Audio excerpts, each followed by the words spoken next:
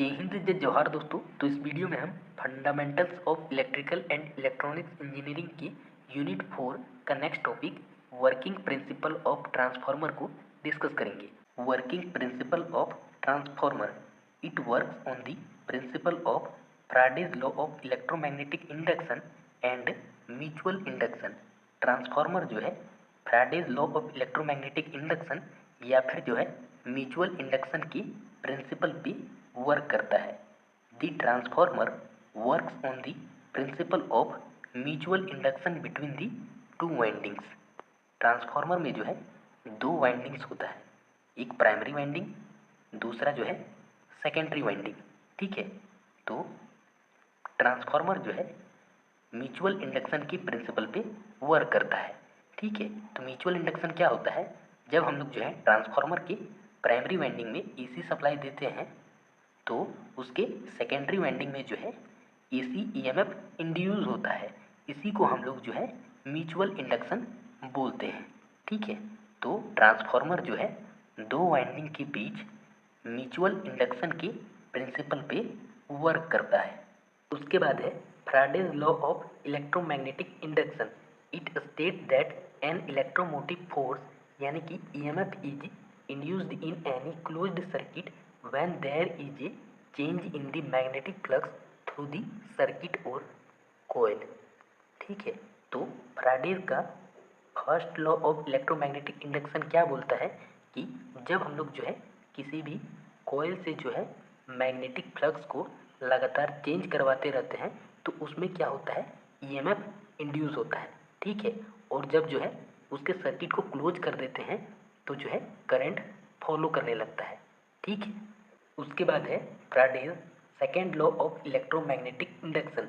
It states that the magnitude of the induced EMF in a coil is directly proportional to the rate of change of the flux linkage. तो हम लोग जो है Faraday's के second law से जो induced EMF है उसका मैग्नीट्यूड जो है डिराइव करते हैं, और जो इंड्यूस्ड ईएमएफ है उसका मैग्नीट्यूड जो है डायरेक्टली प्रोपोर्शनल होता है rate of change of the flux linkage की। ठीक है, तो इंड्यूस्ड ईएमएफ को ई से डिनोट करते हैं और ये डायरेक्टली प्रोपोर्शनल किसके होगा, rate of change of the flux linkage. तो फ्लक्स लिंकेज आपका क्या होता है, एन फाई होता है। ठीक है, फाई आपका क्या है, फ्लक्स है, और एन आपका क्या है, number of turns of the coil है। कॉइल में जो नंबर ऑफ टर्न्स होता है उसको एन से डिनोट करते हैं, और फाई आपका क्या है, फ्लक्स है। ठीक है, तो rate of change of the flux linkage, तो ये तो हो गया फ्लक्स लिंकेज। अब rate of change of the flux linkage क्या होगा, तो वो होता है N D phi by D T. ठीक है, तो ये आपका क्या है, rate of change of the flux linkage.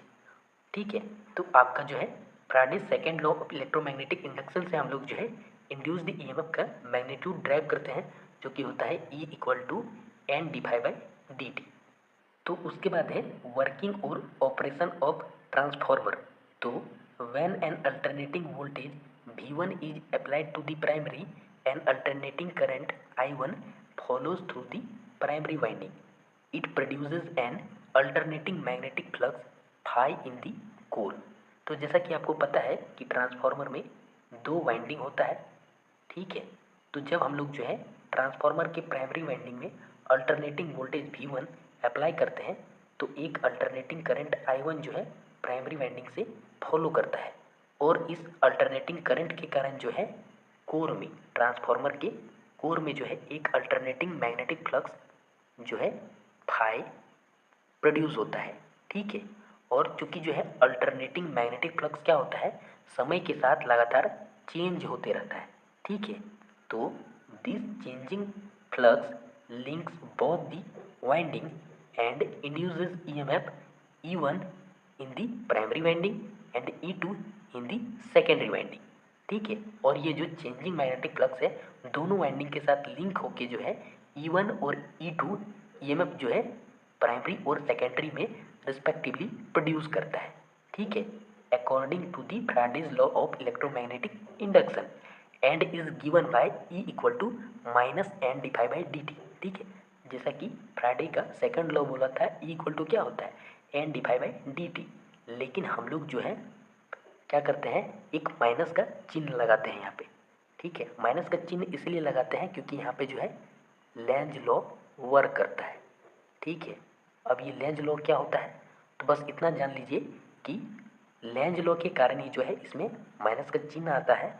और लेंज लॉ बेसिकली होता है कि आपका जैसे कि हम लोग क्या करते हैं इसमें जो है ईएमएफ इंड्यूस होता है, तो जो ईएमएफ इंड्यूस होता है वो क्या करता है, उस कॉज को अपोज करता है जिसके कारण ईएमएफ इंड्यूस होता है। ठीक है, इसलिए ये जो है माइनस का चिन्ह आता है। ठीक है, उसके बाद है the induced EMF causes current to follow in the closed secondary circuit to power the load.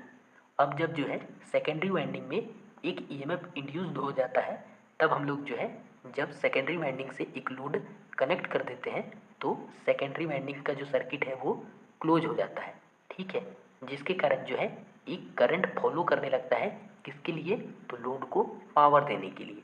ठीक है, अब जो है उसके बाद है कि दस E1 इक्वल टू होता है minus N one divide by D T, चूँकि E इक्वल टू क्या है, minus N divide by D T.